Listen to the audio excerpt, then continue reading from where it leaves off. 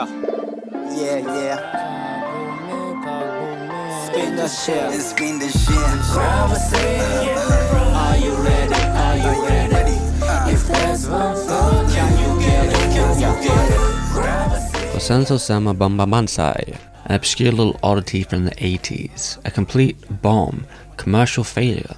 However, at the same time, this video ended up being something that completely changed anime. It's setting a path for the types of work that were going into the 90s. We'll get back to that though. And hey, this Oshii series is supported by my patrons, such as D-Fox, Gambaroni, Evan Reeves, Lloyd Miller, Lenny, Tim James Richards, Chunks, Fox Mulder, Paul, Steven's Mum, Systematic, Karen, Doji, Jaegor, Vic Boss, DTB, Aleph, Mickey Moon, Petra Ferreira, Wadge, Archie Palmer, Kitty Cat, Oscar Britton, Giorgio, Luga, Ian Laser, Curtis, Alexander, Savranov, Axel, Zat, Fury, Curry, and everyone else on the screen here. They make this possible. If you want to support the series and keep the lights on, you know what to do. Let's get to the video. So how did it all start? Well, we gotta go back to Pero. The animation studio wanted a 10-year anniversary project, an animated video where they'd bring back a certain person who played a big role in the company's early days, who brought the studio success, but also tensions. It was none other than Mr. Oshii. The pitch took several years to come together, maybe because of some controversial suggestions. Urusei Yatsura, huh? What if Lum was actually a swindler this whole time instead of an alien?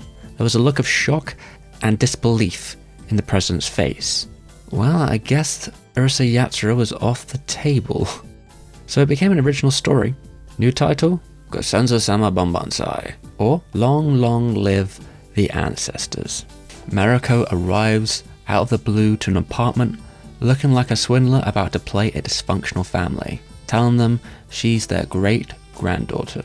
But never mind the silly premise, it was all about the dialogue, firing out as many monologues as she could get. It might as well be a play, it was structured like one after all. 6 acts, 1 for each videotape. Gosenzo takes from Shingeki, a Japanese theatre style which had a westernized approach, focusing on realism in comparison to the traditional Japanese theatre experience. It was also, at its time, a sort of anti-establishment art form. You could argue that anime does sort of have closer relations to a stage show than it does to movies.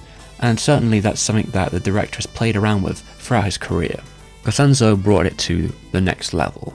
It involved long cuts of character animation on what amounts to be a stage. The shots became static, with the length of each animation cut getting longer and longer, sometimes going for minutes at a time. There were very few cuts per episode, in comparison to other OVAs. That would make it a difficult job for each animator, as the high amount of work per cut would make it better suited for a small group of experts. Yet there was a pressure that affected the staff even before the production started. The character designer was originally from Gainax, but they ran away, never to be seen again. But it was lucky an old friend introduced Oshii to Satoru Utsunomiya instead. He became the new character designer and animation director, and while he's never held those positions before, he was young and promising. The animation style he chose involved rejecting the shimmering eyes of contemporary anime for a rigid design language. They were like puppets, marionettes on the stage, with joints on display, simplified in their design, but also exaggerated in their proportions. It was a polarizing style, especially to the press who was shouting at Oshii because it didn't look nice in the magazine stills. Because it was motion in which Gosenzo came to life, and despite the hammering Oshii received from the press, he didn't make Utsunomiya change anything. They had creative control, with Oshii only checking the key animation for the first episode. From then on, he'd check everything before that. So while it was a tough job, it was also a fun one for the staff. And like Shingeki, the animators were aiming for a specific type of realism, a cartoon realism that rejected anime expression. A good portion of those staff were also from last year's Akira, which attempted to capture the real with its high-intensity action and focus on detail, even using lip-syncing, which was rare for anime. Gosenzo's limitations were closer to the average TV anime, and they didn't have much time either. What they did have though was talent. They attempted to capture the intricacies of the characters with limited animation. Most of the cuts were on freeze. Each drawing would be repeated 3 times, so to make 1 full second of animation, you'd need 8 unique drawings.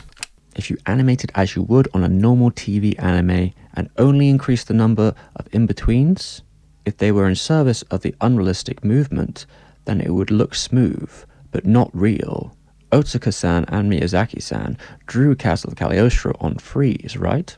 If you have animators capable of conceptualizing realistic movement, then you can achieve realism with freeze. There was a flourish to every motion. If you had the right spacing between each drawing, it doesn't matter if there was less frames, your eyes would fill in the blanks, and it allowed the characters to feel real, even if their designs were anything but.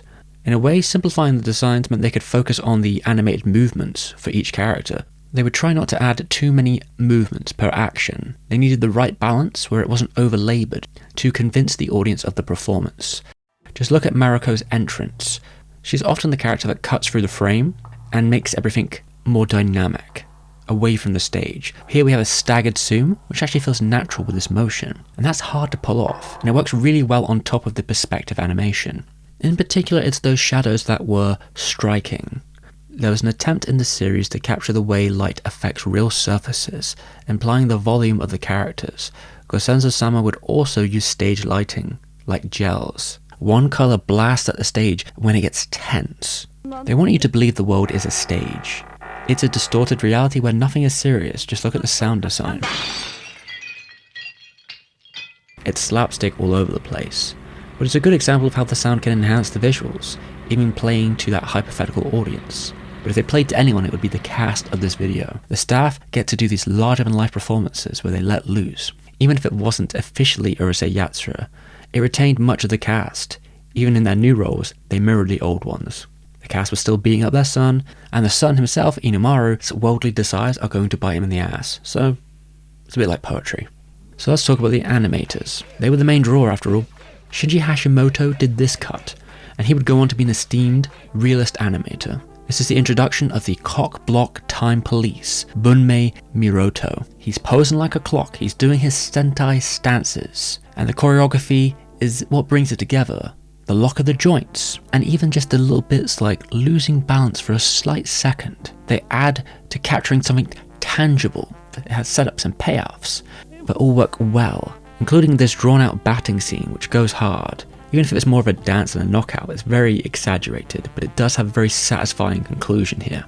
Nice. Hashimoto could handle both the convincing character acting, but also the cartoony action. He animated the ostrich opening in episode 4, which changed the dynamic from the prior episode introductions, which were almost parodies of nature documentaries. This is definitely more Roadrunner in its antics, as he absolutely blasts through the frame. The speed is sharp, but the rhythm is oddly convincing and mesmerizing. It's all just so silly, but it has real satisfying pacing and great comedic timing.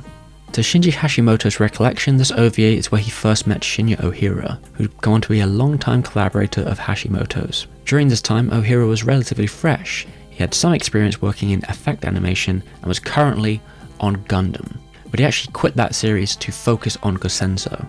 Ohira animated the Cuckoo introduction in episode 1, capturing a good sense of weight in the nest during this egg-laying scene. But if you know Ohira's work, this might look different than you'd expect. Ohira became known for his loose, impressionistic animation style. It's running on pure instinct as he adjusts it in real time and plays with emotion, and he just doesn't follow the rules. Often working all the animation himself, both in-betweens and key animation, because, well, it was very difficult for others to fill in otherwise. And that process of animating was similar to another animator on the project, Mitsuo Iso. You could say Ohira and Iso were like animated opposites. Ohira was impressionistic and loose, where Iso was calculated and heavy. He definitely excelled on Gosenzo-sama, especially in episode 4, the creative peak of the series. The beach scene here with Unomaru on a string gets across weight and gravity in an impressive way. It feels so solid as he's being pulled down, or even naturalistic as he's getting kicked into the floor and completely eating shit. Iso is able to animate almost if it was a simulation. He captures the three-dimensionality of any motion. This is a type of project he was made for. His spacing could just capture the magic so well, because Iso didn't use in-betweens either. He did it all himself, but he mainly focused on key animation poses, and getting them in just the right spots to get across detailed movement with a much smaller amount of drawing needed. Iso was a star throughout the project, but Itsunomiya actually held his own, even as the animation director. On that same episode, he did a piano musical sequence that vanishes as soon as it appears. Not only that, it's shot from several different angles and surrounded by the remnants of this consumerism. It marries the worlds between cartoon and realism. It's earnestly exaggerated, at times having lip sync to express the passionate performance, while squashing and stretching all over the place. The character contorts through the entire thing, just making it even more absurd.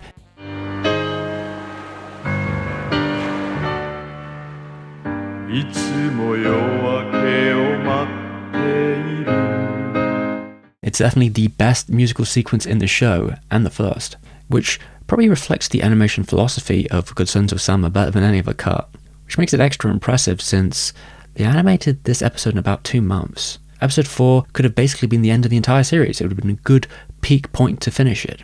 But that was not good enough for Oshii's grand narrative. The joke that it was such an obviously fake premise that couldn't possibly be true from Mariko, well, he had more to do with it. He wanted to keep rolling and messing with audience expectations. When we look at the story, family is a core theme here, and breaking down one in particular. Their relationships only get worse as the series goes. They all cheat and lie to selfish ends. All Mariko has done is given them an excuse to act further on their impulses.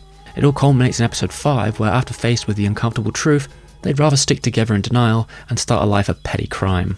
The characters here remind me of a theatre troupe because there's very few of them in the entire story, and even some of them playing several different roles throughout. But you could say it keeps it all in the family? And there's not a single redeeming one among them. It's all about the short term for them.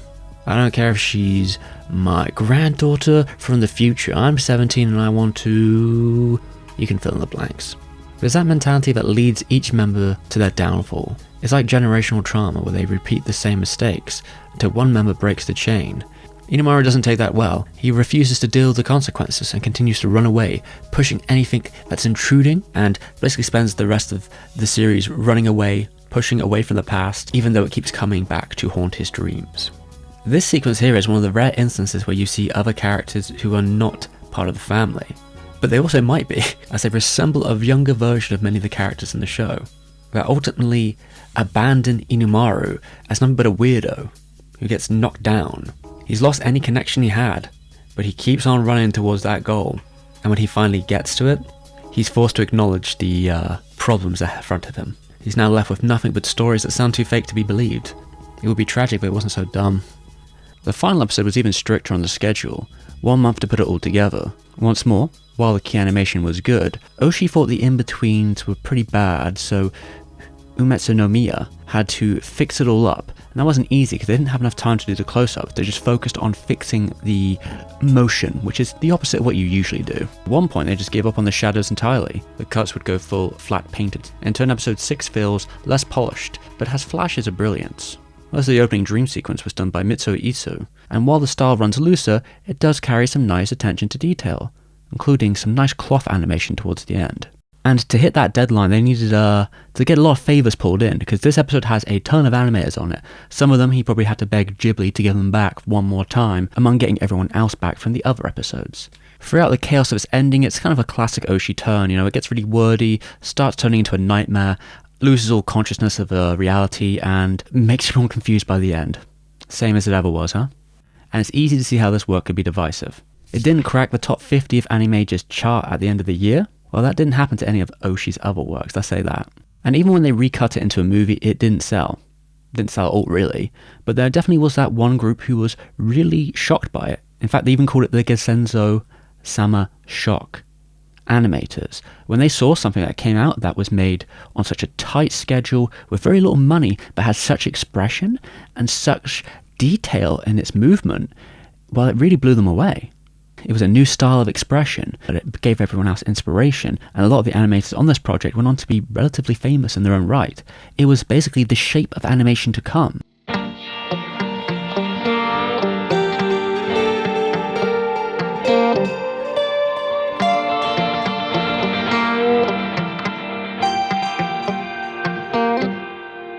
Well, it also inspired a new generation, people like Nishio. He was certainly shocked by it. and would likely be one of the main reasons he ended up working at Production IG and with Oshii many years later. But despite that shock, Gosenzo-sama lives in obscurity. It hasn't had a release in about 20 years, and that's in Japan. When we look outside of Japan, forget about it, there's never been a home release. And it's not on streaming, and if you don't know how to use the high seas, you may not even be able to track it down. Unless you live somewhere in Japan and you've got satellite television. Maybe you'll be lucky enough to see it on broadcast, but I doubt it. In the end, it seems Oshii was just happy he got to make it in the first place. I made what I truly wanted only once, in Gosenzo-sama Banbanzai. Other projects were chosen just because of the situation. So you gotta give Oshii a hand. It may not be for everyone, but it certainly left its mark.